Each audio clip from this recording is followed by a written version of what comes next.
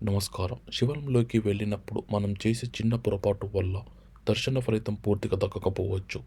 అసలు శివుణ్ణి దర్శించుకునే సరైన పద్ధతి ఏమిటి?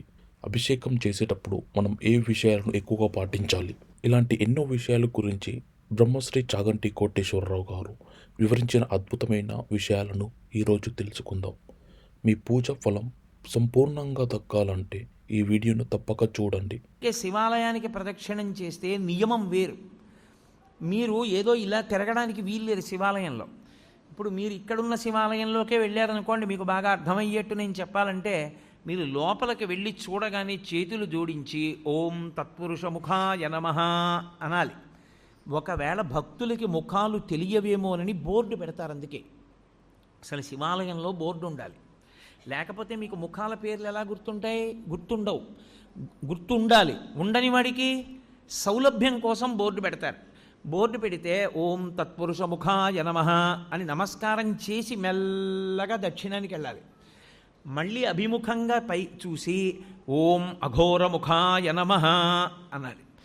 ఎవడు అలా అంటూ ప్రదక్షిణం చేస్తుంటాడో వాడు మళ్ళీ పుట్టవలసిన అవసరం లేని రీతిలో జ్ఞానం ఇచ్చి కలుపుకుంటాడు. అందుకని దక్షిణామూర్తి ఉంటారు దక్షిణానికి. లేకపోతే ఆయన లోకాన్నంతటిని లయం చేసి మళ్ళీ పునర్జన్మలిచ్చే స్వరూపమై ఉంటాడు. అందుకే అగ్నికి అధిష్టానమై ఉంటాడు. మీరు దక్షిణాన్ని దాటి పశ్చిమానికి వచ్చారనుకోండి, శివాలయంలో ఆగమం ప్రకారం ఏమిటంటే పశ్చిమ దిక్కున సుబ్రహ్మణ్యేశ్వరుడు ఉండాలి. ఉండి పశ్చిమానికి వెడితే మళ్ళీ మీరు గుడికి ఎదురుగుండా నిలబడాలి. ఆ గుడి యొక్క గోడకి ఎదురుగుండా నిలబడి ఓం సజ్జోజాతముఖాయ నమః అనాలి. సద్యోజాతము అనబడేటటువంటి ముఖం పశ్చిమ దిక్కుని చూస్తూ ఉంటుంది. ఆ పశ్చిమ దిక్కుని చూసేటటువంటి సద్యోజాత ముఖము పృథివికి అధిష్టానమై ఉంటుంది. అది సృష్టికంతటికీ కారణం అదే. ఆ ముఖంలోంచే ఈశ్వరుడు మళ్ళీ పునః సృష్టి చేస్తుంటాడు. అందుకే లోకంలో మాట అంటారు, శివాలయానికి ప్రదక్షిణం చేస్తే తీరని కోరికుందా అంటారు. కారణం ఏమిటో తెలుసా? బిడ్డలు పుట్టాలన్న కోరిక దగ్గర నుంచి సమస్త కోర్కెలు శివాలయంలోనే తీరుతాయి.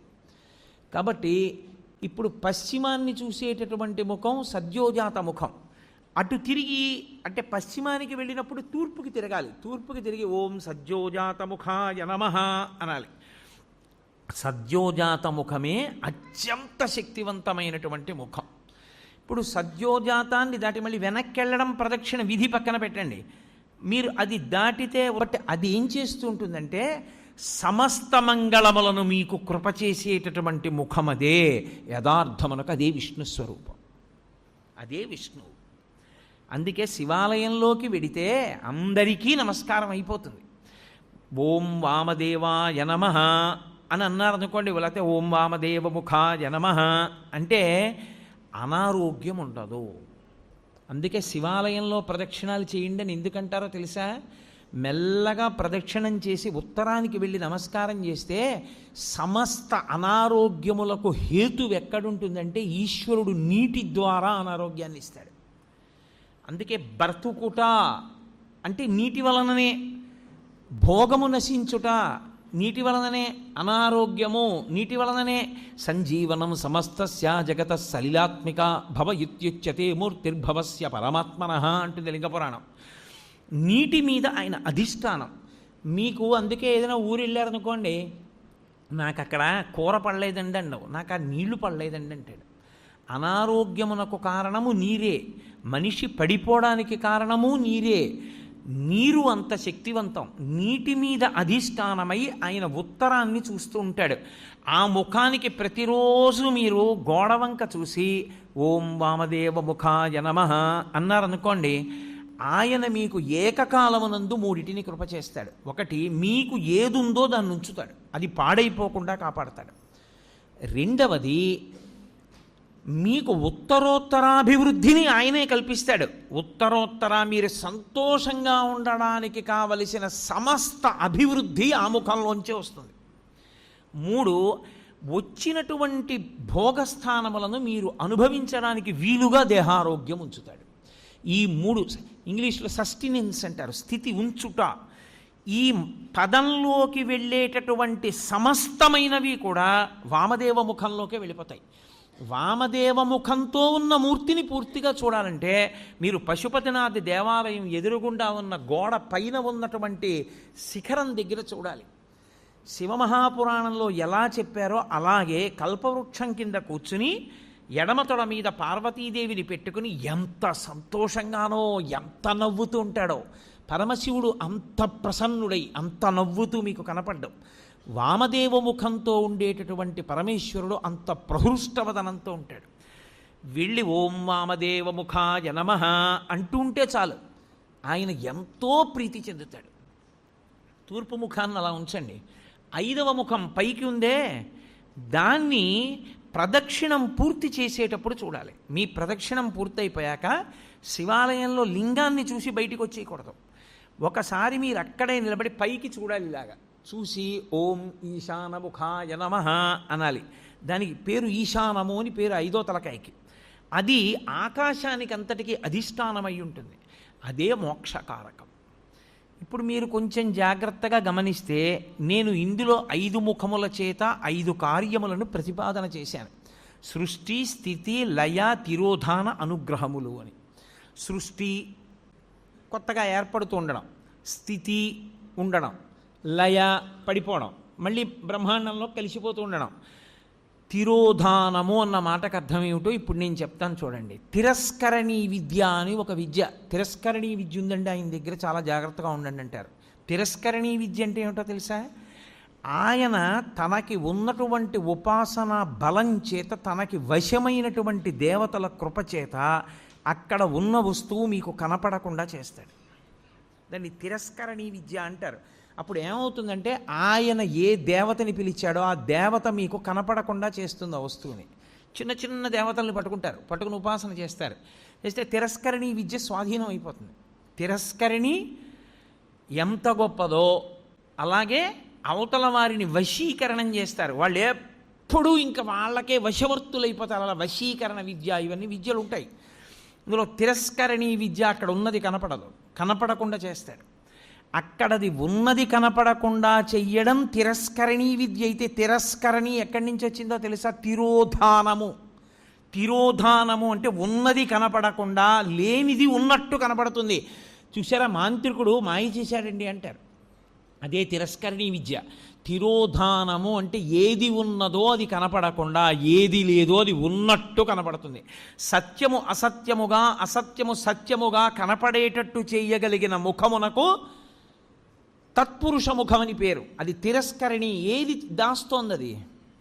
అదే మాయా. శంకర భగవత్పాదుల యొక్క ప్రతిపాదన అక్కడుంది. అందుకని పీఠాధిపతులందరూ చంద్రమౌళీశ్వరారాధన చేస్తారు. వాళ్ళందరూ చంద్రమౌళీశ్వరారాధన ఎందుకు చేస్తారంటే వాళ్ళెవ్వరూ మాయకి కట్టబడకుండా జ్ఞానమునందు నిలబడడానికి శంకరాచార్యుల వారు పెట్టిన పద్ధతి. ఇప్పుడు తిరస్కరణి ఉన్నది ఆత్మ ఒక్కటే, పరమేశ్వరుడు ఒక్కడే ఉన్నాడు. ఒక్కడే అయిన పరమేశ్వరుడు కనపడకుండా విశ్వము కనపడుతూ ఉంటుంది. అబ్బో ఎంతమంది ఉన్నారో, ఎన్ని మొక్కలు ఉన్నాయో, ఎన్ని పువ్వులు ఉన్నాయో అంటాడు తప్ప ఉన్న విశ్వనాథుడు కనపడడు. విశ్వనాథుడు కనపడకుండా విశ్వం కనపడేటట్టు చేస్తాడు. అలా కనపడినంత కాలం మాయకి వశుడైపోయాడని గుర్తు.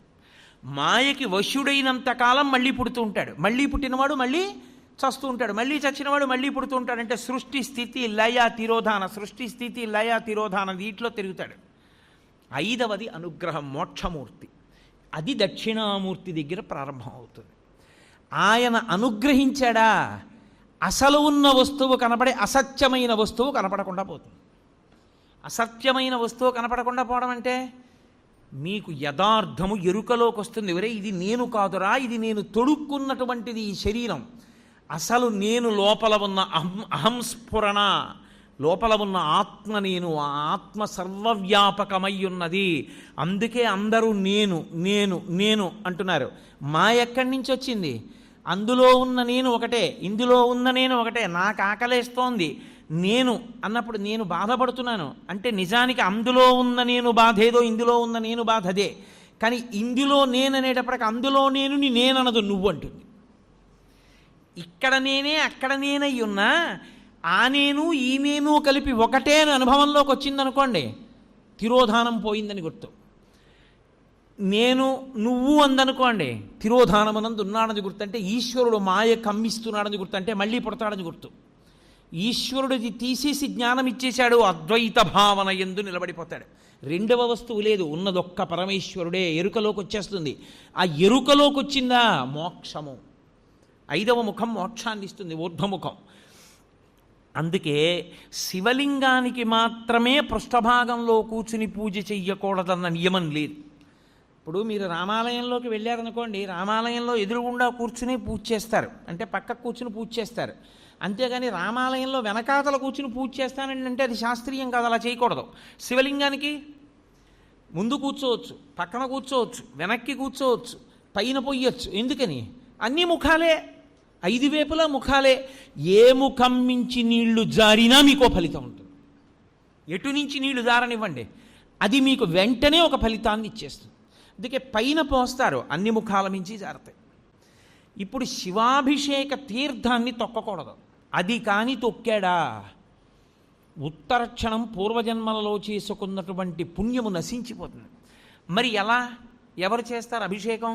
అందుకే ఒక్కరికి మాత్రమే అధికారం ఇచ్చి ఆయన్ని శివస్వరూపంగా గుర్తిస్తారు.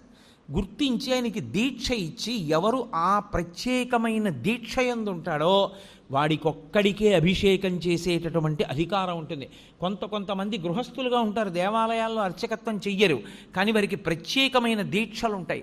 ఆ దీక్ష ఉన్నవాడు ఆలయంలోకి వెళ్ళి అభిషేకం చేయొచ్చు, ఏమీ దోషం ఉండదు.